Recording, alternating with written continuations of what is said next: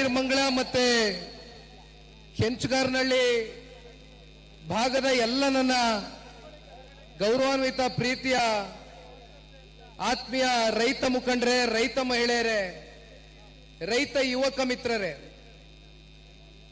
ಇವತ್ತಿನ ಪಾದಯಾತ್ರೆ ಕೇವಲ ಪಾದಯಾತ್ರೆಯಾಗಿ ಇವತ್ತು ನಾವು ಇದನ್ನ ಪ್ರಾರಂಭ ಮಾಡಿಲ್ಲ. ಕಳೆದ 515 ದಿನದಿಂದ ನಿರಂತರವಾಗಿ ತಾವೆಲ್ಲರೂ ಕೂಡ ಬೀದಿಯಲ್ಲಿ ಕುಳಿತು ಚಳುವಳಿಯನ್ನ ಮಾಡುವ ಮೂಲಕ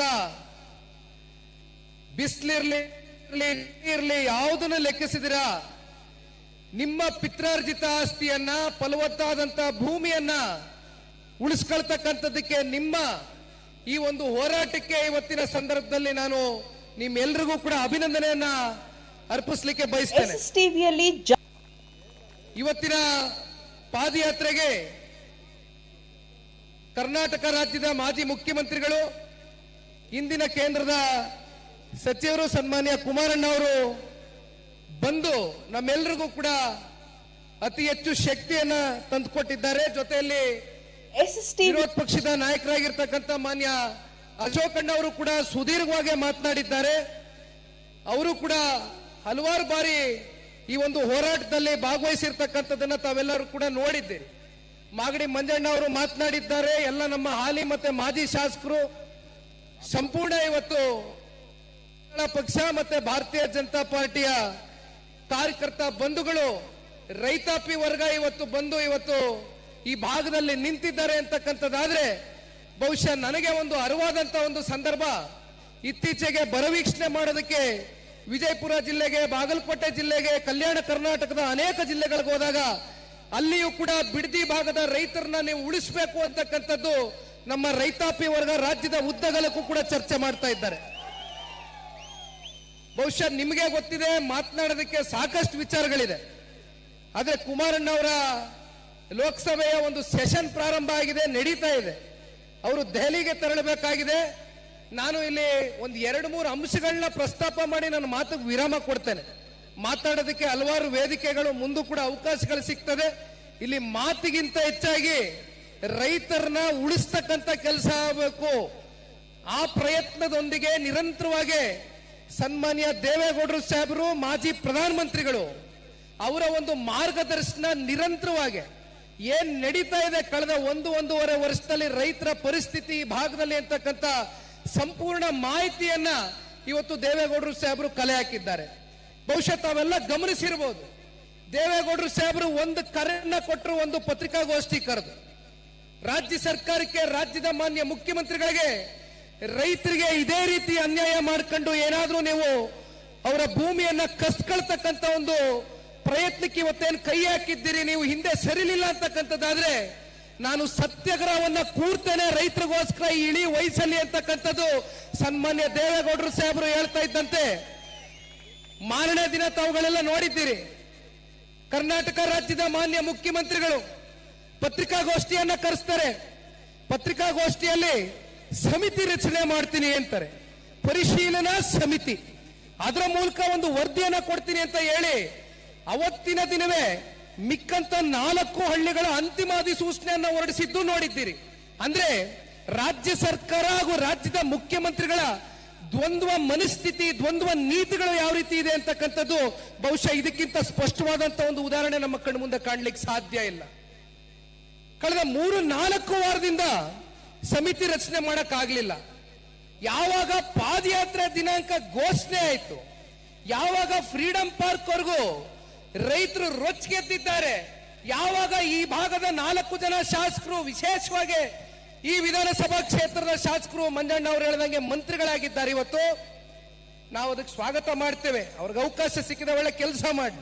ಆದರೆ ಇಲ್ಲಿಯವರೆಗೂ ಕೂಡ 500ಕ್ಕೂ ಹೆಚ್ಚು ದಿನಗಳ ಕಾಲ ರೈತಾಪಿ ವರ್ಗ ಬೀದಿಲಿ ಕೂತಿದೆ, ನೋವಲ್ಲಿದ್ದಾರೆ, ಸಂಕಷ್ಟದಲ್ಲಿದ್ದಾರೆ. ಒಬ್ಬರಾದ್ರೂ ಬಂದು ಅವ್ರ ಸಂಕಷ್ಟವನ್ನು ಆಲಿಸ್ತಕ್ಕಂಥ ಪ್ರಯತ್ನ ಮಾಡಿದ್ರ? ಯಾವಾಗ ಪಾದಯಾತ್ರೆ ಘೋಷಣೆ ಆಯ್ತು, ಯಾವಾಗ ಕುಮಾರಣ್ಣ ಅವರು ಪಾದಯಾತ್ರೆಗೆ ಬಂದು ಚಾಲನೆ ಕೊಡ್ತಾರೆ, ನಾಳೆಯ ದಿನ ದೇವೇಗೌಡರು ಸಾಹೇಬರು ಬಂದು ಭಾಗವಹಿಸ್ತಾರೆ ಅಂತಕ್ಕಂಥದ್ದು ತಿಳಿದು ಅಶೋಕಣ್ಣ ಅವರು ಮಾತಾಡಬೇಕಾದ್ರೆ ಹೇಳ್ತಾ ಇದ್ರು, ಬೆಳಗ್ಗೆ ಎಲ್ಲ ಪತ್ರಿಕಾ ಮಾಧ್ಯಮಗಳಲ್ಲಿ, ದೃಶ್ಯ ಮಾಧ್ಯಮಗಳಲ್ಲಿ ನೋಡಿರ್ಬೇಕು ತಾವುಗಳು. ದೊಡ್ಡ ದೊಡ್ಡ ಪುಟದ ಜಾಹೀರಾತುಗಳು. ಇವತ್ತು ಒಂದ್ ಕಡೆ ಜನತಾದಳ ಪಕ್ಷನ ಪ್ರಶ್ನೆ ಮಾಡ್ತಾರೆ, ಮತ್ತೊಂದಷ್ಟು ಕಡೆ ಭಾರತೀಯ ಜನತಾ ಪಾರ್ಟಿಗೆ ಸುರಿಮಳೆ ಪ್ರಶ್ನೆಗಳನ್ನ ಇವತ್ತೇನು ಕೇಳಿದ್ದಾರೆ. ಇಂಥ ಪ್ರಶ್ನೆಗಳಿಗೆ ನೀವು ಉತ್ತರ ಕೊಡಬೇಕಾಗಿರ್ತಕ್ಕಂಥದ್ದು ಇಲ್ಲಿರ್ತಕ್ಕಂಥ ರೈತರಿಗೆ. ಸ್ವಾಮಿ, ದಯವಿಟ್ಟು ತಿರುಗಿ ನೋಡಿ. ಪೆನ್ ಕೇಳಿದ್ರಿ, ಪೇಪರ್ ಕೇಳಿದ್ರಿ, ಯಾತಕ್ಕೋಸ್ಕರ ಪೆನ್ನು ಪೇಪರ್ ಇಸ್ಕೊಂಡ್ರಿ? ಇಲ್ಲಿ ಹೊಸದಾಗಿ ಇವತ್ತೊಂದು ನಿವೃತ್ತ ನ್ಯಾಯಮೂರ್ತಿಗಳ ಒಂದು ಸಮಿತಿ ರಚನೆ ಮಾಡಿದ್ದೀರಲ್ಲ, ಇನ್ನು 30 ದಿನದಲ್ಲಿ ವರದಿ ಕೊಡಬೇಕು ಅಂತ ಹೇಳ್ತಾ ಇದ್ದೀರಲ್ಲ, ಇವತ್ತೇ ನಿಂತ್ಕೊಂಡು ಹೇಳ್ಬೋದಲ್ವಾ ನಾವು ನೀವು ವರದಿನಲ್ಲಿ ಏನ್ ತಯಾರಾಗುತ್ತೆ ಅನ್ನೋದು? ಸಂಶಯ ಇದೆಯಾ ಯಾರಿಗಾದ್ರೂ? ಯಾರ ಪರವಾದಂತ ವರದಿ ತಯಾರು ಮಾಡಬಹುದು? ಸರ್ಕಾರದ ಅನುಕೂಲಕ್ಕೆ ವರದಿ ತಯಾರಾಗುತ್ತೆ, ಅದರಲ್ಲಿ ಯಾವುದೇ ಸಂಶಯ ಇಲ್ಲ. ಮತ್ತೊಂದು ಮಾತು, ಅವತ್ತಿನ ದಿನವೇ ನಾನು ಹೇಳಿದೆ, ಯಾವಾಗ ಇಲ್ಲಿರ್ತಕ್ಕಂಥ ಫಲವತ್ತಾದಂತ ಭೂಮಿಯನ್ನ ಕಬಳಿಸ್ಕೊಳ್ತಕ್ಕಂಥದಕ್ಕೆ ಫೈನಲ್ ನೋಟಿಫಿಕೇಶನ್ಗಳನ್ನ ಜಾರಿ ಮಾಡಿದ್ರು, ಕನಿಷ್ಠ ಪಕ್ಷ ಕಾಂಗ್ರೆಸ್ ಸರ್ಕಾರಕ್ಕೆ ಇದರಲ್ಲಿ 35,000 ಕೋಟಿ ರಿಯಲ್ ಎಸ್ಟೇಟ್ ದಂಧೆ ಅವ್ರ ಕಣ್ಣು ಮುಂದೆ ಕಾಣ್ತಾ ಇದೆ. ರಾಜ್ಯ ಸರ್ಕಾರಕ್ಕೆ ರಿಯಲ್ ಎಸ್ಟೇಟ್ ದಂಧೆ ಅಷ್ಟೇ ಕಾಣ್ತಾ ಇರೋದು. ಆದ್ರೆ ಇಲ್ಲಿರ್ತಕ್ಕಂಥ ರೈತರಿಗೆ ಅವರ ಭಾವನೆಗಳಡಗಿದೆ. ಸಾಕಷ್ಟು ಜನ ಅವ್ರ ತಂದೆ ತಾಯಿ, ಅವ್ರ ತಾತ ಅಜ್ಜಿ ತೀರ್ಕೊಂಡು ಹೋಗಿರ್ತಕ್ಕಂಥ ಸಮಾಧಿ ಇದೆ, ಅವರ ಭಾವನೆಗಳಲ್ಲಿ ಅಡಗಿದೆ.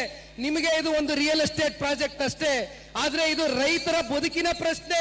ರೈತರ ಎದೆ ಮೇಲೆ ಮರಣ ಶಾಸನವನ್ನ ಬರೀತಕ್ಕಂಥ ಈ ರಾಜ್ಯ ಸರ್ಕಾರದ ಪತನಕ್ಕೆ ಬಹುಶಃ ಇವತ್ತಿನ ಪಾದಯಾತ್ರೆ ಏನು ಪ್ರಾರಂಭ ಆಗಿದೆ, ಅದಕ್ಕೆ ಶಂಕುಸ್ಥಾಪನೆಯನ್ನು ಮಾಡ್ತಕ್ಕಂಥದಕ್ಕೆ ತಾವೆಲ್ಲರೂ ಕೂಡ ಸನ್ಮಾನ್ಯ ಕುಮಾರಣ್ಣ ಅವರ ಒಂದು ಆಶೀರ್ವಾದದಲ್ಲಿ, ಸನ್ಮಾನ್ಯ ದೇವೇಗೌಡರು ಸಾಹೇಬರ ಮಾರ್ಗದರ್ಶನದಲ್ಲಿ ಇವತ್ತು ನಾವು ನೀವೆಲ್ಲರೂ ನಡಿಬೇಕಾಗಿದೆ.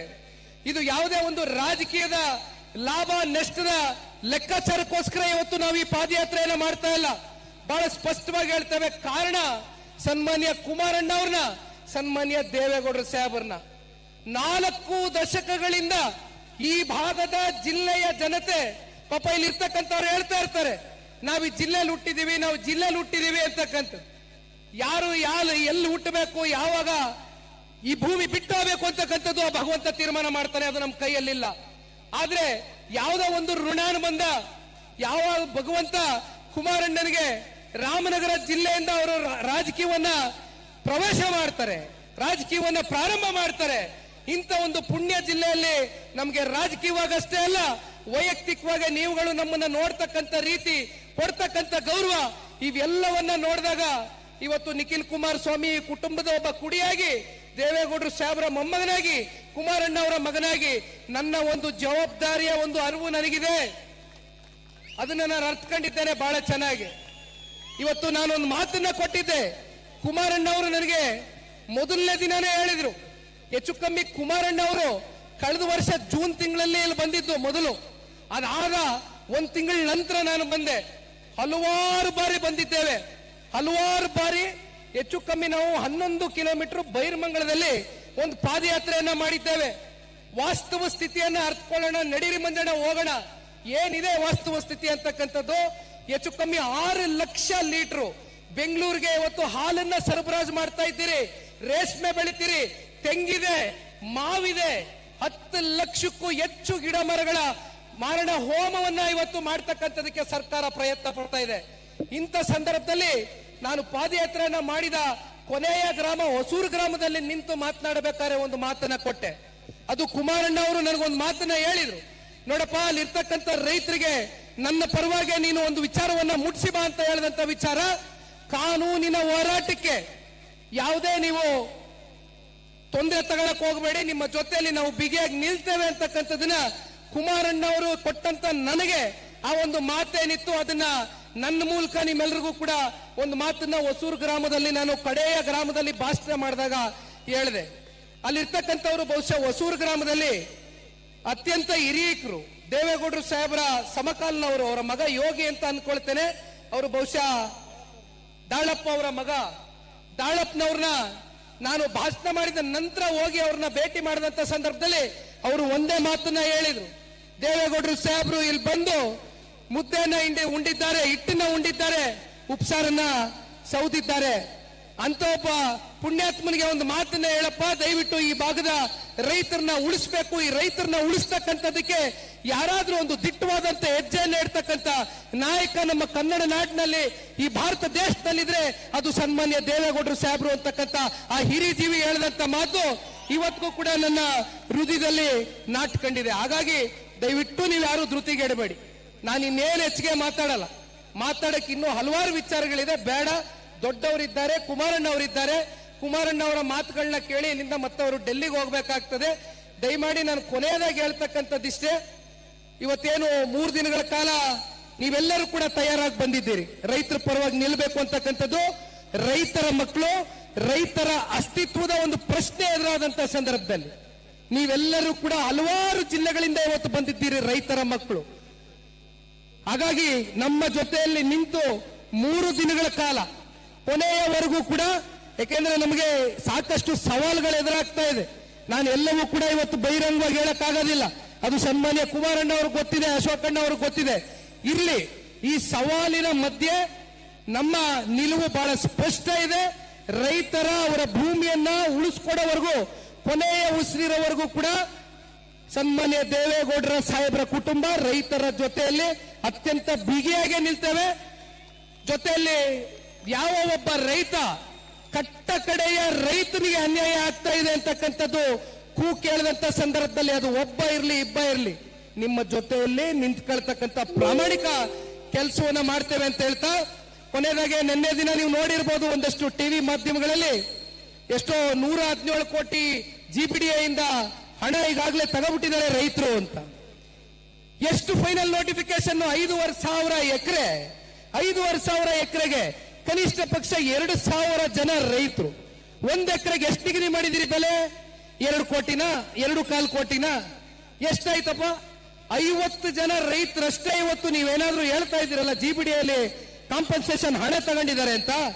2,000 ರೈತರಲ್ಲಿ, ಅಂದ್ರೆ 5,500 ಎಕರೆಗೆ ನಾನು ಹೇಳ್ತಾ ಇರೋದು, ಕೇವಲ 50 ಜನ ರೈತರಲ್ವ ತಗೊಂಡಿರೋದು ಹಣ? ಮಿಕ್ಕಂತವ್ರು ತಗೊಂಡಿದಾರ? ಆಯ್ತು, ನೀವು ಇವತ್ತು ಹಣ ಕೊಡ್ತೀರಿ ಅನ್ನೋದಾದ್ರೆ ಎಕರೆಗೆ 2 ಕೋಟಿ ನೀವೇ ನಿಗದಿ ಮಾಡಿದ್ದೀರಿ. ನಿಮ್ಮ ಖಾತೆಯಲ್ಲಿ ದುಡ್ಡಿದೆಯಾ? 5,500 ಕೋಟಿಗೆ 11,000 ಕೋಟಿ, 5,500 ಎಕರೆಗೆ 11,000 ಕೋಟಿ ಇವತ್ತು ನಿಮ್ಮಲ್ಲಿ ದುಡ್ಡಿರಬೇಕು ನಿಮ್ಮ ಖಾತೆನಲ್ಲಿ. ತೋರಿಸಿ ದಯವಿಟ್ಟು, ಅದನ್ನ ಬಹಿರಂಗಪಡಿಸಿ. ಅದನ್ನ ಆಗುತ್ತಾ ನಿಮ್ಮ ಕೈಲಿ, ಸರ್ಕಾರದ ಕೈಲಿ? ಬೇಡ, ನಾನು ಮಾತನಾಡ್ತಕ್ಕಂಥದ್ದು ಇನ್ನೂ ವಿಚಾರಗಳಿದೆ, ನಾಳೆಯೂ ಮಾತನಾಡ್ತೇನೆ.